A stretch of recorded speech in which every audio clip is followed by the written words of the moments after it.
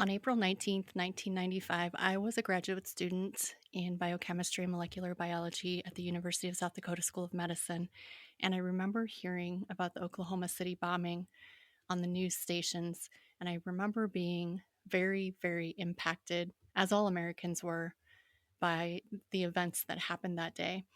And a couple days later, President Clinton gave a speech, and I want to read a couple excerpts from that speech because I was reminded of this speech when I attended the memorial, the 30-year memorial of the bombing just yesterday. And so give me just a little latitude, and I'm going to read some excerpts from the speech. Today, our nation joins you in grief. We mourn you. We share your hope against hope that some may still survive. We thank all of those who have worked so heroically to save lives and to solve this crime, those here in Oklahoma and those who are all across the great land, and many who left their own lives to come here to work hand in hand with you. And to all the members of the families here present who have suffered loss, though we share your grief, your pain is unimaginable, and we know that. We cannot undo it. That is God's work. Our words seem small beside the loss you have endured, but I found a few I wanted to share today. I've received a lot of letters in these last terrible days. One stood out because it came from a young widow and a mother of 3 whose own husband was murdered with over 200 other Americans when Pan Am 103 was shot down. Here's what that woman said that I would like you to hear today. The anger that you feel is valid, but you must not allow yourselves to be consumed by it. The hurt you feel must not be allowed to turn into hate, but instead into the search for justice. The loss you feel must not paralyze your own lives. Instead, you must pay tribute to your loved ones by continuing to do all the things they left undone, thus ensuring they did not die in vain. Wise words from one who also knows. You have lost too much, but you have not lost everything, and you have certainly not lost America, for we stand with you for as many tomorrows as it takes. As I sat at the memorial ceremony yesterday with actually a friend who was not on Oklahoma City Fire at that time, but was on another fire department and responded to the bomb site, we listened to a lot of different people speak about their experiences with the bombing. And the one theme that just kept coming up was that we will stand with you for as many tomorrows as it takes. I moved to Oklahoma almost a year ago now. I packed up my life, left Illinois on May 31st, and became an official Oklahoma citizen on June 1st of 2024. And there's something special about Oklahoma, and I couldn't put my finger on it. But I think it's potentially the unity that was created by this terrible, terrible act of domestic terrorism. Oklahoma people are special, and I'm so happy to be here, and I'm so happy that I've been brought into the fold as a member of the family. So thank you, Oklahoma.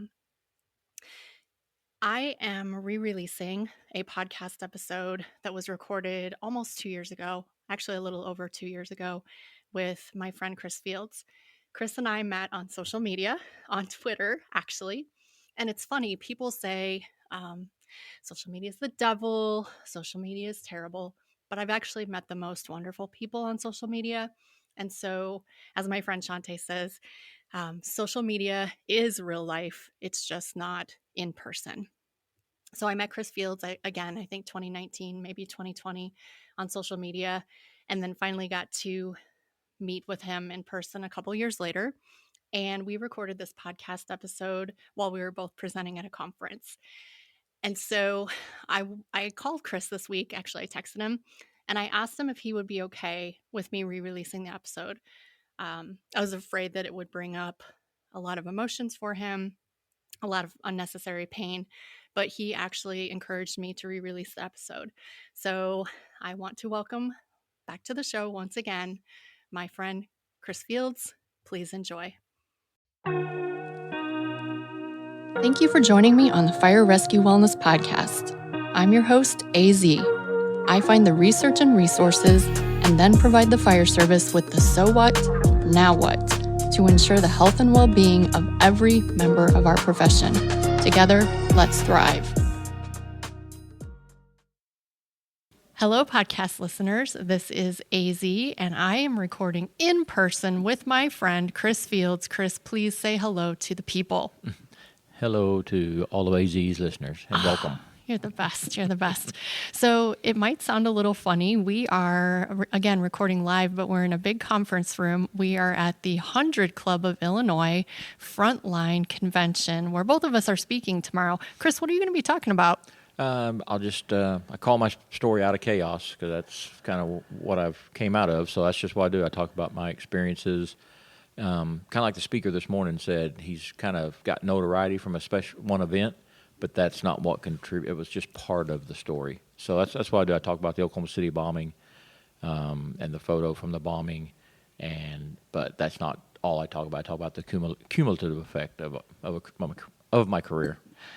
Well, and I have like this process I go through on the podcast, but I'm already throwing the process away. So Chris said one of the very first podcasts I ever listened to was Chris Fields, and he appeared on James Gearing Behind the Shield podcast. And something that just stuck with me, it hit me in my gut, was he said, if you've got a story to tell, you need to tell it. And he has an amazing story, and we're going to get to that. But first, just tell the people, who is Chris Fields? Well, let's see. Chris Fields is now a 58-year-old man, married to my wife, Cheryl, for June will be 36 years. Dang. 2 sons, ages 30 and 24, a daughter-in-law, and a 10-month-old grandbaby, my first grandson. And, born and raised in Oklahoma. I've never left, don't have any intentions to. Got hired on the Oklahoma City Fire Department in 1985. Dang. Which probably most of your listeners weren't born. But 2 weeks before I turned 21. And March 1st of this year, I've been retired 6 years. I retired in 2017 after just about 5 months short of doing 32 years with the Oklahoma City Fire Department. That is unbelievable. And I think you kind of already answered the question, your beautiful family and your grandbaby, but what sets your soul on fire?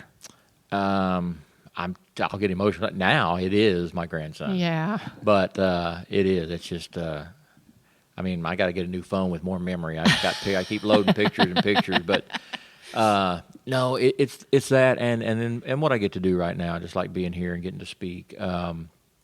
Sometimes I get, I was just talking to one of my buddies, just telling him, sometimes I get this, like, okay, it's time to pass the torch. Maybe somebody else should be speaking, because there's so many stories out there. And like I said, if you have a story, tell it. And that's what I tell the peer support team members.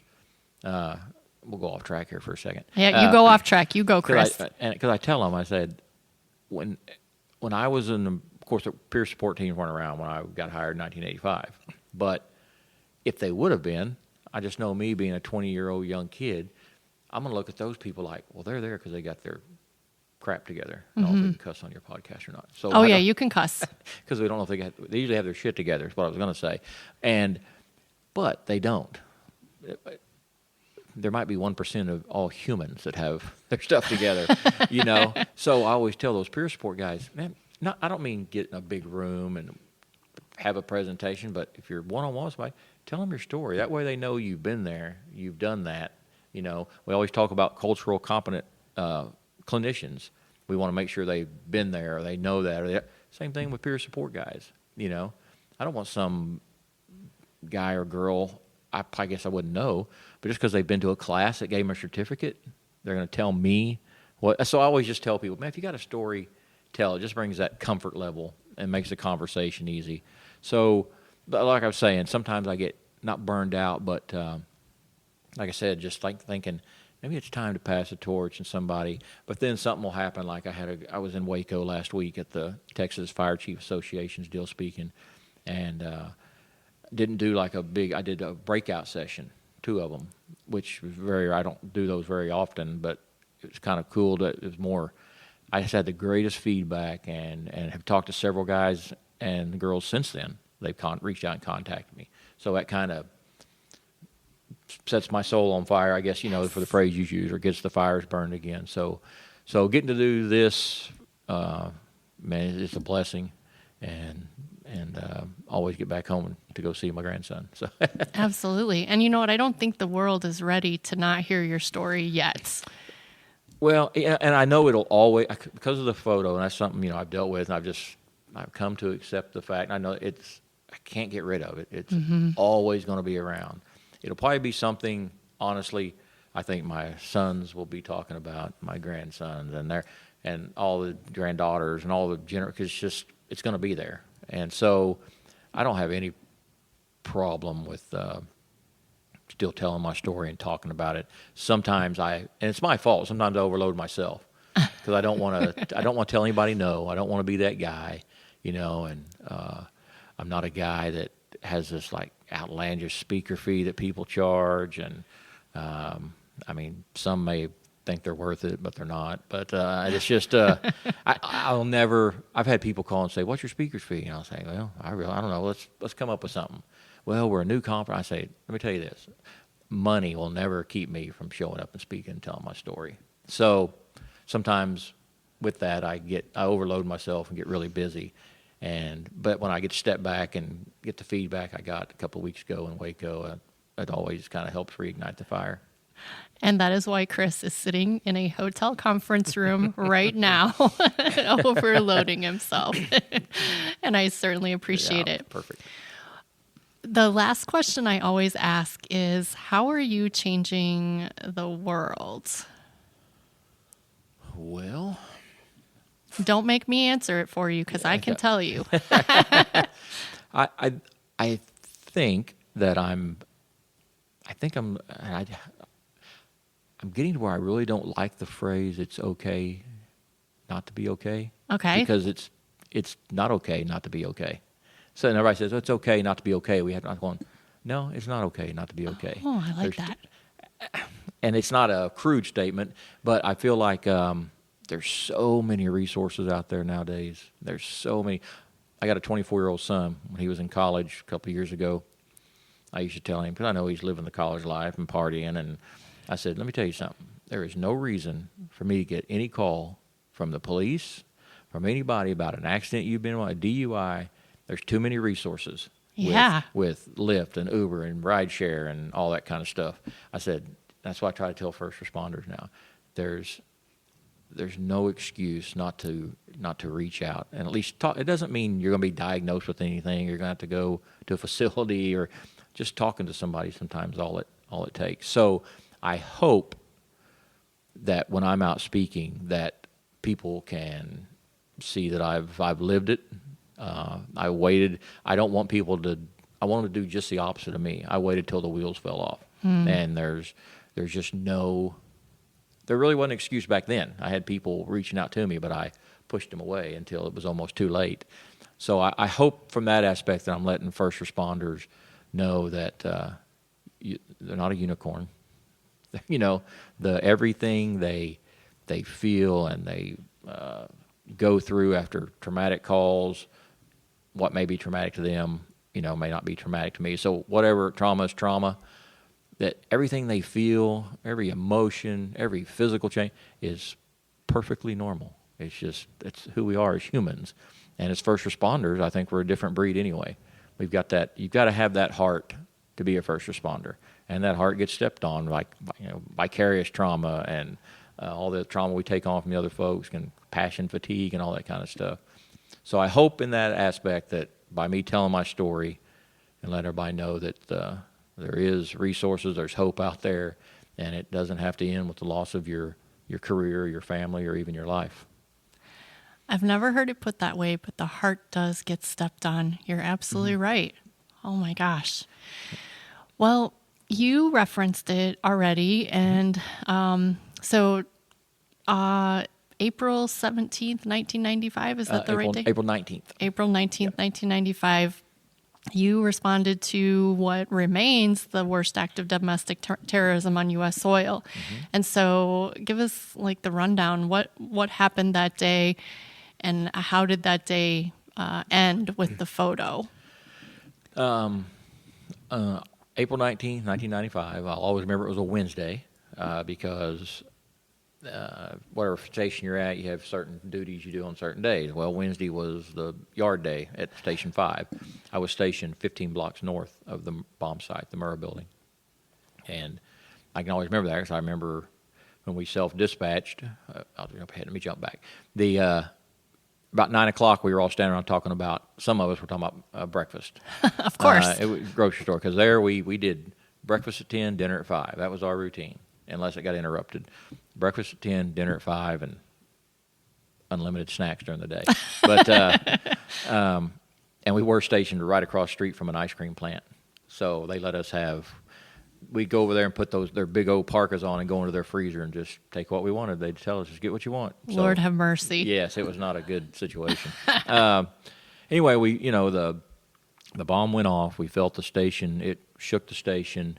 Windows rattled. We went outside just to look and see. We didn't know what had happened. And we saw a large plume of smoke back to the south of us, and we just self-dispatched. At my station, there was an engine, a rescue ladder, and a hazardous materials unit, and I was the officer on the hazmat unit that day. And that's why I remember it was a Wednesday, because when we left, we come out of the station. If we wanted to go back south, we make a hairpin turn out of the station, and there was two guys walking along the fence with their hearing protection on, weed eating, and we had to stop and hit the air horn to get them. They both felt the blast. They felt the rush. We're 15 blocks away. They felt the rush of air at their back. They thought it was Tinker Air Force Base is like 7 miles to the east of us. So they thought it was a jet, like a sound barrier deal, and just a poof. Wow. And so they just kept on weed eating and doing what they were doing. So we headed down there, and we probably got within 7 or 8 blocks, and we started seeing storefront windows blown out of businesses and people coming out, and they were dazed, and nobody looked like they were injured, just kind of like in shock. And got there, and first thing we did was set up this triage over here there was a daycare. We were probably one of the first 3 or 4 units on the scene from all around. Of course, you couldn't drive through because of the building. But we set up a triage, and then we got an order to go, or a assignment to go down to the actual building, which was just catty corner. That was really the first time we actually viewed the building. As we were walking there, we were checking people, and then we set up the triage. And I don't know, I think just standing there, I know we didn't just stand there with our jaw, but it felt like we were, because you're looking at a 9-story building. I know it's not a tall building, but 9 stories, 100 feet in the air, all, a big chunk of it, and a pancake down on top of each other. And 9 o'clock in the morning, so everybody's at work. So we didn't discuss it then, but I can sit here and say now, if you would have told me there's only going to be 168 fatalities, and that's not to take away from that number of fatalities, but if you would have told me that there was only going to be 168, I'd have thought you were crazy. To see that building the way it was and the time of day, and just only 168 people is just, it's a miracle. But so as we were working, we were going to the back to the south side of the building, and a gentleman who was a police officer off duty, I don't know if he came around the corner, came out of it, he just appeared, and he said he had a critical infant. 1995, probably pretty much the same today. Police just they're not first aid people. So I know some cities do it different, but so he was just looking for some help. And I said, here, I'll take her. And he handed me Bailey, and I checked her for any signs of life, and cleared out her throat of concrete dust, and she had a open skull fracture, and I think one of her legs was broke. And so I did the same thing he did, basically. I kind of looked across the street and saw an ambulance, so I walked over there and told the paramedic. I was just an EMT, I wasn't a paramedic. I told the paramedic, I said, I've got a critical infant. The ambulance is full. There's a victim on the floor, one on the cot, and then there's one up on the bench seat. And he said, hold on just a second. I'm going to get a blanket so we don't have to put that baby on the ground. And there was other people laying around on backboards and stuff. And to skip ahead, we worked throughout the day. I think we encountered one more person that we actually talked to, live person, the rest of the day. until we got sent back to station at 11:30 that night. The rest of the day was pretty much recovery. With they had live scent dogs and cadaver dogs come in, and we worked with them the rest of the day. But I didn't find out there was any photo taken until we got back to the station. And what had happened, our dispatch office called. A good friend of mine was the chief over the dispatch, and he said, "Hey, Chris, did you carry a baby out of the building?" And I said, "No, Harvey, I didn't." I said, "A gentleman handed me a baby." I said, and so this conversation goes back and forth, and he goes, "Well, I think it's you." I said, "What are you talking about?" He said, "Well, I got a photo faxed to us from the Associated Press, and they want to identify the firefighter in the photo." And he said, "I talked to our fire chief, Mars, at the time, Chief Gary Mars, and he said, yeah, that's no reason to hide who it is. If we know who it is, say who it is." And Harvey said, "I think it's you, Chris, so I'm going to tell him it's you." And I said, still not having any idea what's going on. I said, "Okay." And so I have no idea when or where the picture was taken until I see it the next day. And when I see it the next day, I knew exactly where I was standing and what I was doing, back to where the paramedic said, "Let me get a blanket." I'm just standing there waiting for him, and I'm just looking down at Bailey. And she had just turned 1 year old the day before. So she was one. I had my oldest son, who's 30 now, had just turned 2. So I knew the age was pretty close. And this was early into the incident, maybe 45 minutes. And I remember just thinking, man, somebody's world, is going to be turned upside down today. And, really not realizing that same scenario of a first responder or somebody that was there helping is going to touch somebody like I did 167 more times that day. It was just, I would have never, like I said, imagined that at the beginning.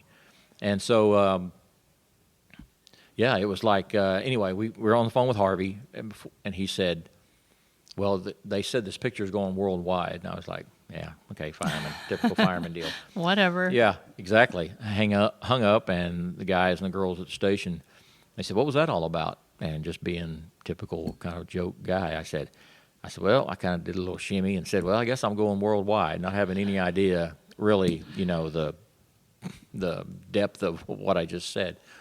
Until the next morning when I saw the photo on a bunch of newspapers, and we were watching the morning shows, and they were doing, the headline. It was a big headline, of course, and they were showing the headlines from around the world, and all these other magazines and all these newspapers in different languages had that photo on it.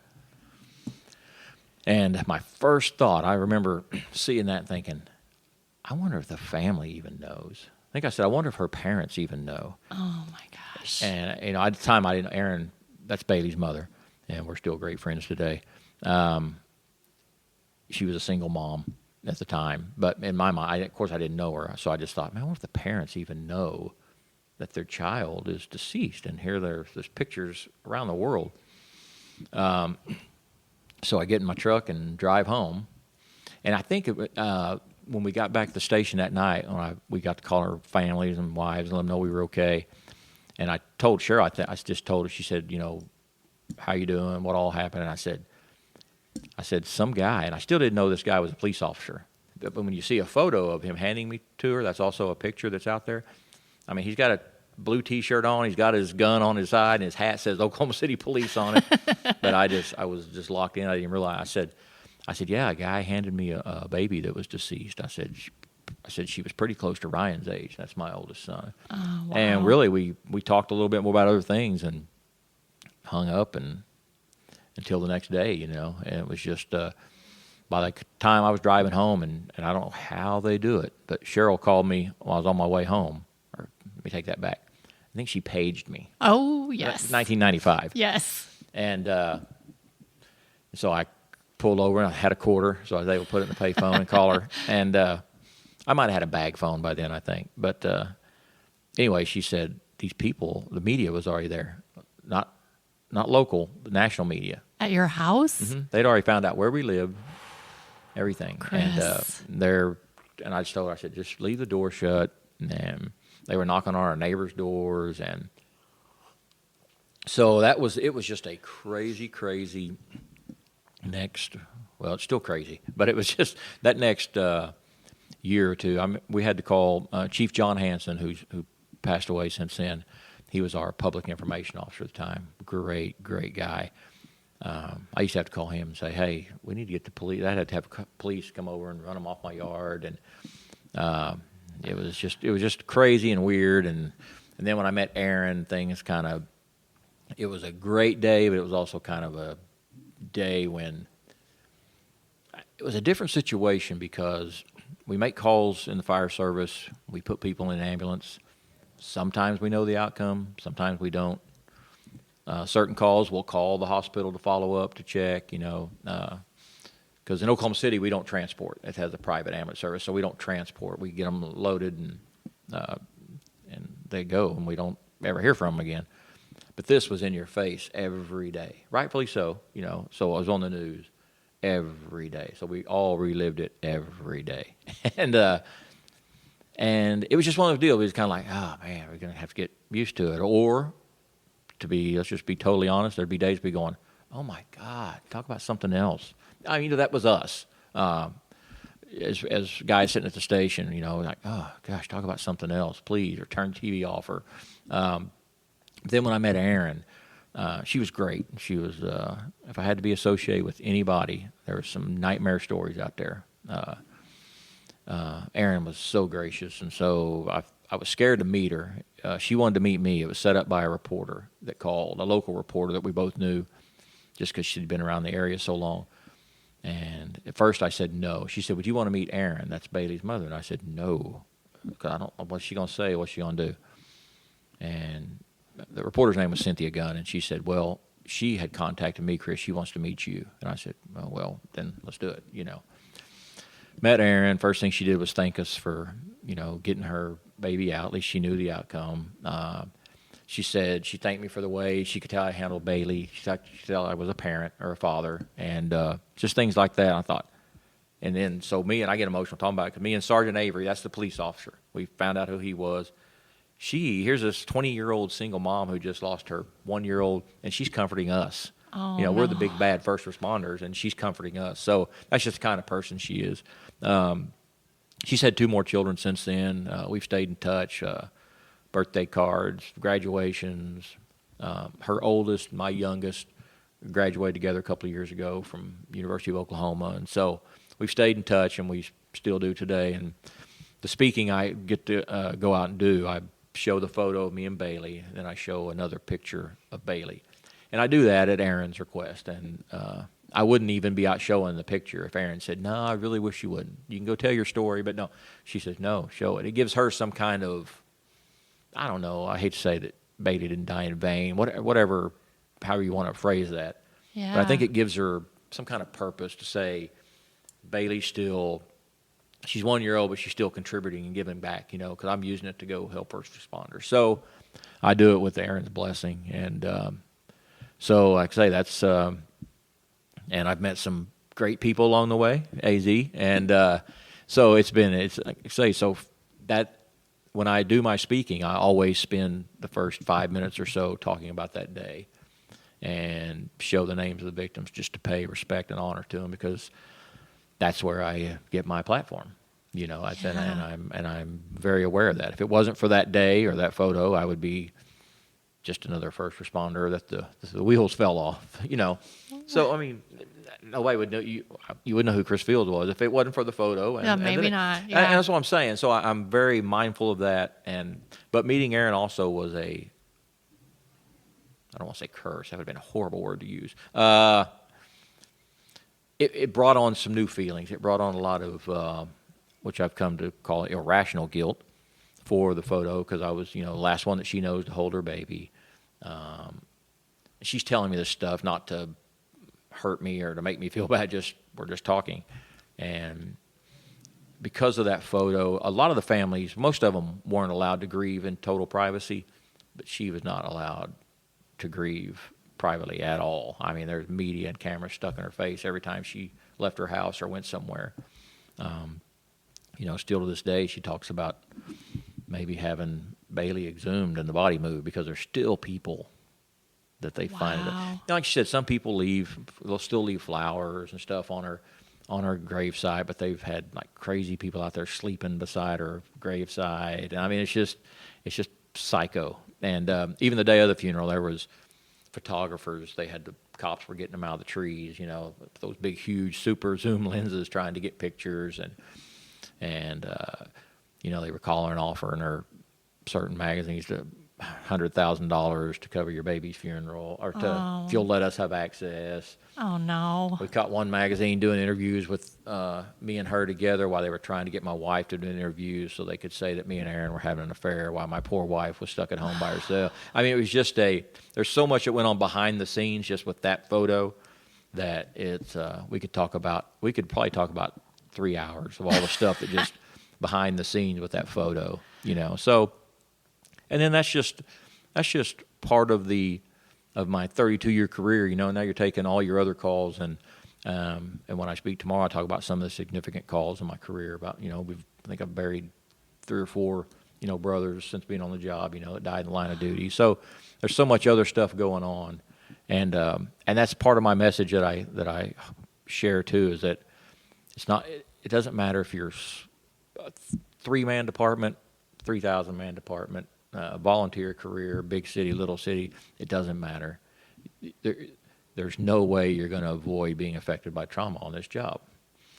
And that's on top of our personal lives. People forget. They think about, all they see, all they do. Well, true. But that's on top of all the stuff that everyday citizens see and deal with. Home life isn't always the best. Bills, kids acting up. We still have the same home life stuff that, there was a white paper report that said that first responders experience in a career 600 and something traumatic situations, and the average citizen experiences 6 or something like. Yeah, I mean, it's just the numbers are just totally opposite. So I think people forget, that you're adding that on with and like I say, trauma is trauma. What's different from me and you, it's different.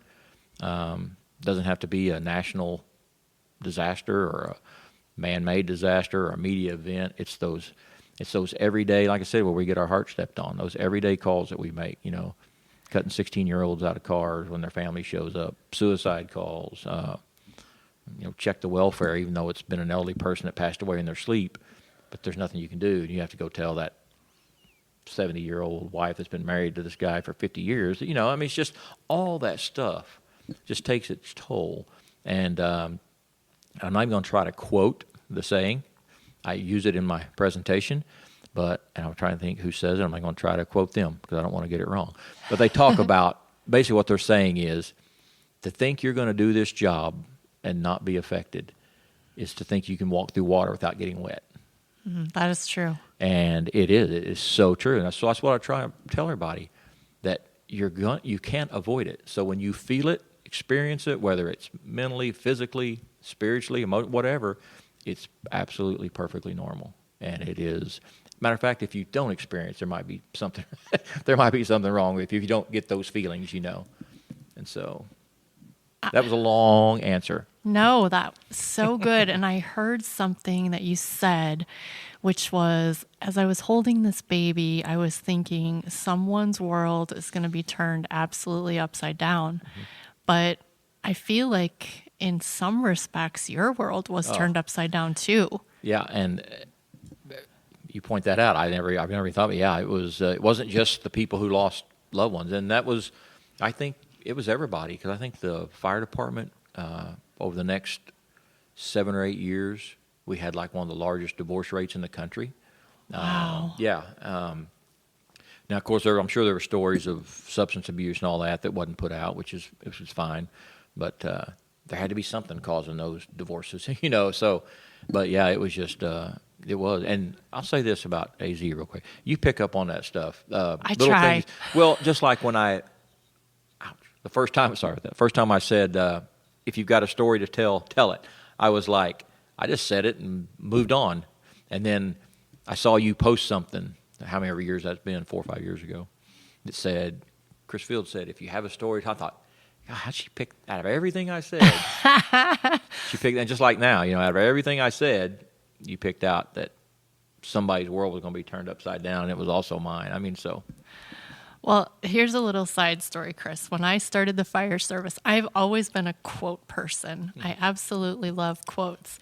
And so when I started the fire service, I actually had this little notebook. I called it the quote of the day. Yep. And I kept it for years. And then I moved it to my phone. And then I started losing messages. And so I just gave up. But yeah, I'm a quote person. I try to pick up on that stuff. And I am the total opposite. Really? Memes and quotes, and always people say, I used to hear people talk and say, I live by this, and it would be, I'm going, it's a saying, and so, but since I've been through my journey and the things I've experienced and I want to say the studying or the reading up I do now on mental health stuff. I mean, I read books that other first responders have put out and stuff like that, and there's so many little things like, if you have a story to tell it.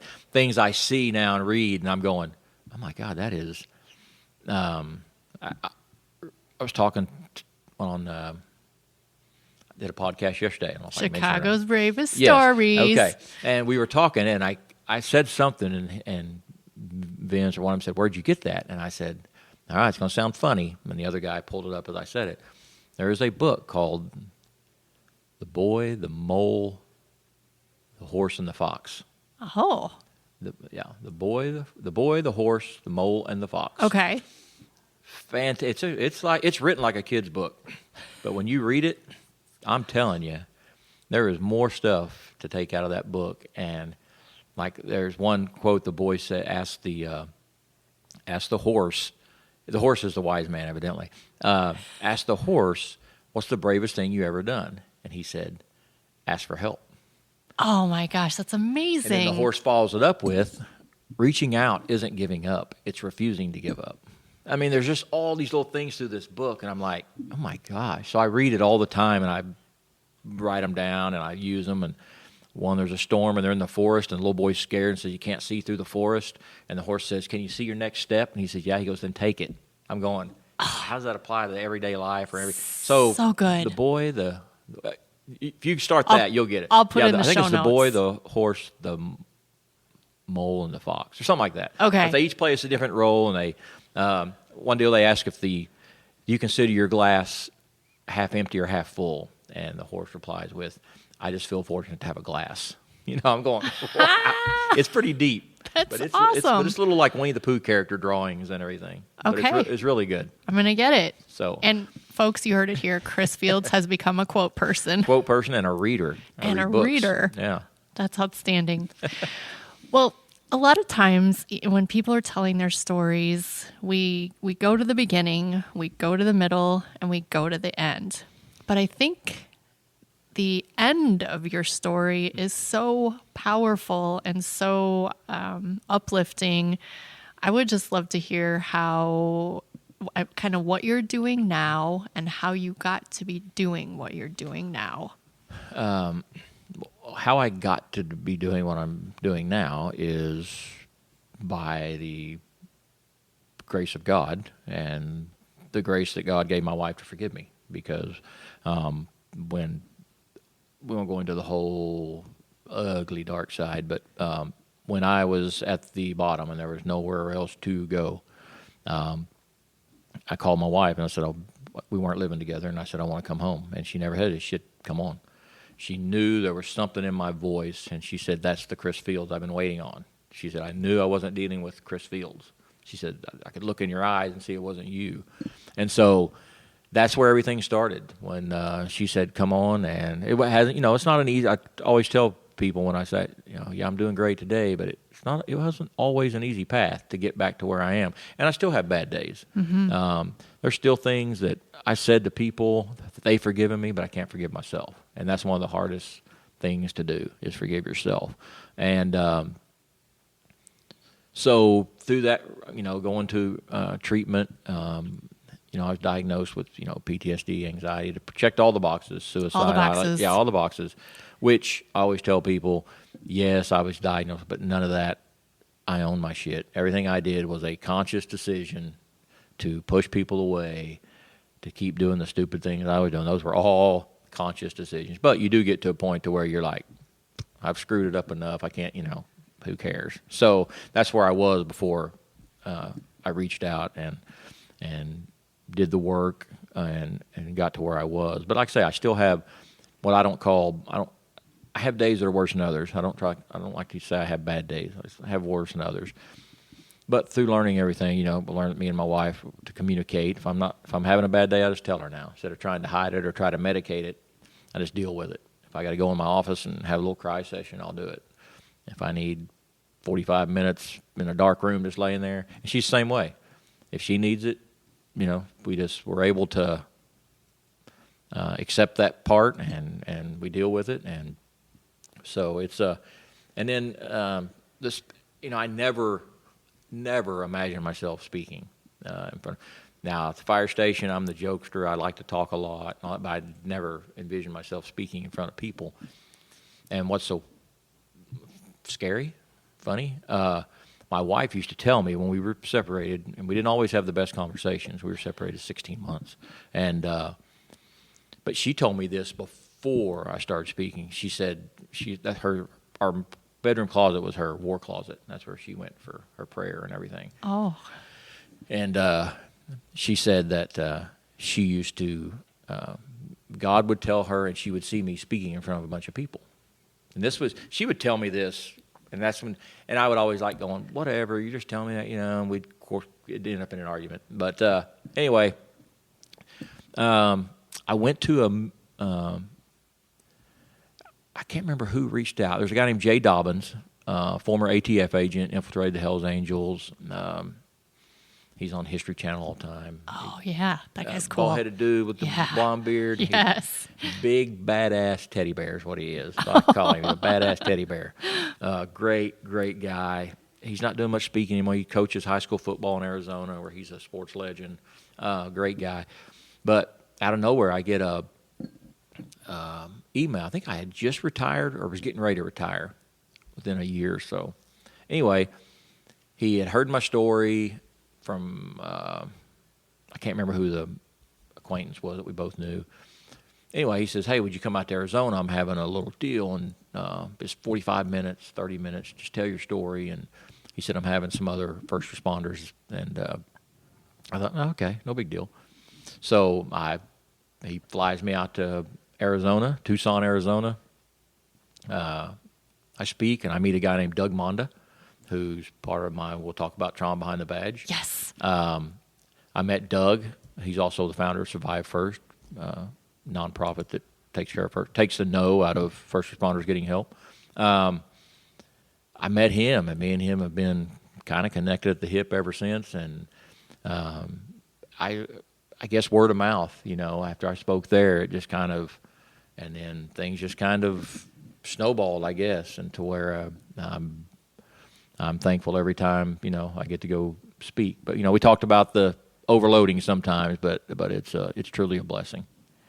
And is Doug your partner in Trauma Behind the Badge? If you want to go into it, there's 4 of us. I want to go into it. Let's dig. There's 4 of us. Trauma Behind the Badge, www.traumabehindthebadge.us. Show notes, people. I'll put it in for you. Yeah.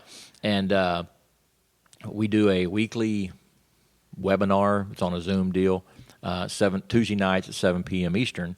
It is not family friendly. I'll just say that up front. It's like sitting around it's not like there's nudity or anything, but it's like sitting around the kitchen table at the fire station or the cops out back at the police station. It's dicey. Language warning. Yeah, it's dicey. It gets vulgar. It gets, but we have different guests on there. Different first responders, veterans with stories to tell, and we just don't. It's not a bunch of guys that we have clinicians on there. We have clinicians that actually listen in every week and are part of our. They're not on the deal with it, but part of the panel list. That way, in case somebody has a reaction while somebody's telling a story, or somebody sends us a message that says, "Hey, we've got clinicians." And it's amazing. And we have researchers on there. We talk about sleep deprivation. We talk about everything. I need to talk about wellness, don't we? Yeah, we probably need to talk about wellness. You probably need to come on there. But there's four of us. Myself, Doug Monda. He's retired drug agent, Cocoa Beach or Cocoa City Police, SWAT commander. He's a Blackwater sniper. He's another one of those. He was a world-class athlete. He was played professional soccer. He like one of the top-ranked world-class triathletes at one time. I mean, the dude's a badass. And his story, it's trauma-filled with experience from the job, but his is more of a story of how he loved the chaos, and then on the job injury, he got ran over. Oh, no. It kind of, he went from this guy that thrived on chaos to being a house bitch. Oh. You know, folding towels because he couldn't get back. He got back to the job eventually, but he couldn't do the same things. Wow. Credit to him, though, he started training again, everything, and just completed the Escape from Alcatraz triathlon again. Just casually. Yeah, just casually. He'll tell you it wasn't a very good time, but really don't care. Oh, He my completed gosh. it. But he also founded Survive First, which is a nonprofit. I'm fortunate to be kind of on the board, liaison. What they do is they take the no out of first responders and veterans getting help, and military, meaning financial assistance if there's any way. You know, it's not like they just have millions of dollars, but when I talk about the other guys, we have enough networking out there that we're able to cover airfares for somebody to get treatment, or for the family to go to drop them off at treatment.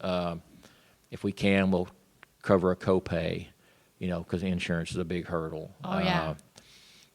Before I was really with, I think they had a deal where they knew a first responder was going to be gone for like 45 days minimum, but I think he ended up being gone 90 days for substance abuse.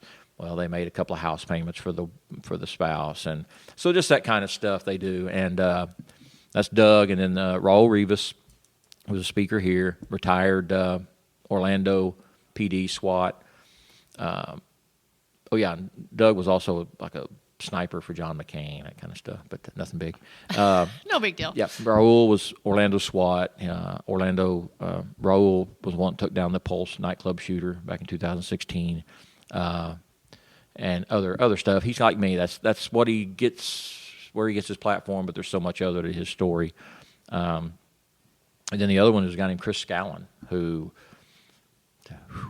that's the one. He's our Rated X member. Yes, I believe I heard him speak in Indiana. Is he like Virginia Beach? Yeah, Norfolk, Virginia. Yeah. And he will He drop. was spicy. He is very spicy, and he does not care. He says. Nope. He says it comes with a warning. He says, but you know what? We were speaking at a deal in Florida, and a rookie cop got kind of offended at his language and stuff, and went to the chief. The chief came to us. We knew the chief, and he said, "Hey, don't tone it down, but just kind of walk." And he said, "You know what? Scratch that. Do your thing." He went to this rookie cop, and respectfully, and didn't treat him bad, but he said, "If you can't handle what that guy's saying up on the stage, how are you going to handle when these people are in your face saying that stuff?" So you've got to learn to, and Scallon doesn't say it to, that's just how he talks. He doesn't say it to offend or to be, even though he is pretty funny, he doesn't say it to be funny. That's just who he is, and that is real talk. And he doesn't always do it. He's pretty good at playing his audience. He knows the feedback. If he knows he's not getting the chuckles or the few laughs that it usually gets, he'll tone it down. But he was involved in a shooting. I should go back and say Doug's a suicide survivor, and Chris Scallon is also several times. But Chris has been diagnosed with everything, and his is, what did he call it? His deal is when he gets depressed, his go-to thing is suicide. Oh, wow. And I don't know what he calls it. When he talks about what he's diagnosed with, it's in there, because he always says, and that means what I just said. Is it terminal depression? I don't know what it was. Okay. I have to ask him. But it's just, that's his. It's not just suicidal ideation, because it's his kind of his. And he doesn't anymore. But that's just his. That's where his mind takes him. But anyway, I keep hitting that chord. He's a great dude. He started the peer support team for Norfolk, Virginia, before he retired. There's a guy here this weekend with us named Rich Kramer. He just retired from there, but he took it over and he ran it for a while. He knew he was having problems. He went to their chief, and chief said, well, do what you need to do. I'll give it to you. Get it started. So he goes, chief says, I got a proposal here. We spend like $1.6 million a year in our budget, or whatever the figure was, for our bomb squad. He said, our bomb squad's been on one call out in 17 years. Damn bomb squad. He said, can I have a third of their budget of that to start my peer support team? And so anyway, he took it and ran. He actually wrote, I think, and he's the one that established, with some help, the Virginia LEAP, Law Enforcement Assistance Program for the whole state of Virginia. Wow. He's gone back. He's got his master's, clinician. He sits on all these law enforcement suicide panels board with some of the most esteemed clinicians you would. There's and I hate to say it because I can't give the website to get it from, but there's a instrument out there called the Vicarious Trauma Toolkit, which you can find online. It's got all tabs for fire, police, any situation, tells how to start peer support teams, everything. Anyway, he contributed to that. So with all that comes with him, all the swearing, all the things that he does and says, people are like, oh my God, that's what his heart is, and that's what he does, and he's good at it. And so that's who makes up, and then there's me. That's who makes up our four.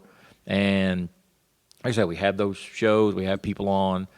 We try to do it every week. Sometimes our travel schedules don't allow. Sometimes we go, me and Raul, we just got an email today from a guy down in Rio Grande Valley, Texas, trying to set up a deal to have all four of us come down and do a speaking deal. Wow. And sometimes they'll contact us and they just want like me and Raul or Doug and Raul. We want the guy that swears a lot. Yeah. And I mean, there's some people that don't want Scallon to come because of his language. And you know what Chris says? That's fine. He doesn't get his feelings hurt. He said, that's fine. He goes, I get it. So that's just who he is. He just keeps it real. I cuss a little bit, but it's not my nature to cuss like he does. But it fits, though. He doesn't use it unnecessarily, I should say that. But part of his story, though, can I give you about 30 seconds of his story? Yes. This dude, he was born in not South America. Yeah, that's where all the drug lords and yeah. Oh yeah. Okay. And his father was assassinated by drug lords in front of him when he was 2 or 3 years old. So his mom, to make things better, they moved to Brooklyn, and not that there's anything wrong with Brooklyn, but he moves to Brooklyn, and his older brother, who never kind of settled down, got into the wrong crowd. His older brother, while walking him to school, underneath he names the bridge or whatever, was assassinated by the Latin Kings in Brooklyn. I mean, this is this guy's life, and then he's been in he was actually a firefighter and in New York for a while, and then he went to the Navy and he joined PD. But and he was in a shootout, and to hear the 911 recording of his shootout, it'll make your hair stand up, because I think they say most shootouts that last a couple of seconds. Yeah. This is like 8 minutes. Oh my God. And what happened was the store clerk calls 911 and stays on the line, so you can hear the whole thing, and it's just it's gut wrenching to listen to it. So I mean, that's his story, and he, like I said, he tells it very flamboyantly, I guess. Eloquently, yes. So anyway, that's who we do. That's who we are, and I'm their token firefighter. 3 cops, and they let me in. And Scallon, he was on Condoleezza Rice's security team. All these guys are. I'm pretty thrilled and privileged they let me hang out with them and be a part of them. I think they picked pretty well. So the weekly webinars on Tuesday, do you have to join? Is it a membership? How do you get involved? You just you go to the website, and there's a link, cool. And you'll get every week you'll get a link to the show, and you just click on the link and watch the show. Could not be easier. Yeah, and it's got it depends. It's sometimes we get more feedback from, because I think we do it on Facebook Live also, and then I want to say we do replays on a YouTube channel. Okay. Don't quote me on that. No, that sounds logical. I think they do. I think we do have one. But anyway, like sometimes we'll have a show on, and it's hard because we do 7 o'clock Eastern, which is 6 for me, which is 4 o'clock for West Coast people. So it's not like people, if we did it maybe a different style where people could listen to it any time, which they can now. So sometimes we'll look at our deal and it'll say like 18 people, and we're going, God, I wish people. But then we'll look at the feedback we get from people watching the replay, or people that were on Facebook that don't show up as registered on the show. So, and then we always have to come back to that same old cliche. I don't care if there's 2 people. If those 2 people get something out of our guest or the doctor or whoever we have on, then the wellness chick. The wellness chick. Okay. AZ, the wellness chick. AZ, we'll just keep doing it. I don't know if I swear enough, though, to be on there. You do. We and you fit in together. Okay. Yeah, I'm not a big, I'll throw one out every now and then, but I'm not the big. It's for impact. No. Yeah, I'll throw one out there every now and then. It's got to fit, though. Yeah. I don't throw one out just to throw one out. I actually said metric shit ton in the panel today. Were you in there? No. It needed to be said. Yeah.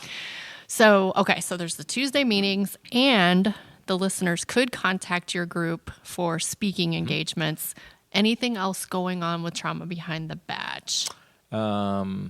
Not that you need anything else. That's a lot. Not that we need anything else. No, not really. You know, we got, and it's kind of cool some of the things that come out of it. We've had people, and sometimes we get paid and we go speak. Sometimes we don't. It doesn't matter. We go speak. I mean, we are just first responder retired, so it's not like we have the greatest pensions in the world. But and what's cool about us 4 is we've got this bond that, like, if they want all 4 of us and only 3 of us can go, well, then if they do pay us, we still split it 4 ways. That's just what we do. That's just who we are with each other.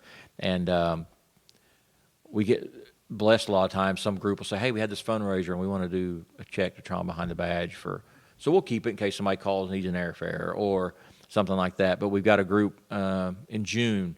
We have to go to Wisconsin, some biker group having a big rally. And oh, Lord have mercy. How they do those fundraiser bike rides and everything. Yeah. Well, they pick 2 charities a year or 2 things a year to donate the money to. And one of them they picked is Trauma Behind the Badge. So it's kind of cool that people see it and recognize it and do those kind of things. So that is very cool. Yeah, but you can if you need to contact us, you can go to the website and it's got a contact and it'll send a deal to the Trauma Behind the Badge email, which goes to all 4 of our personal emails. Okay. So. All right.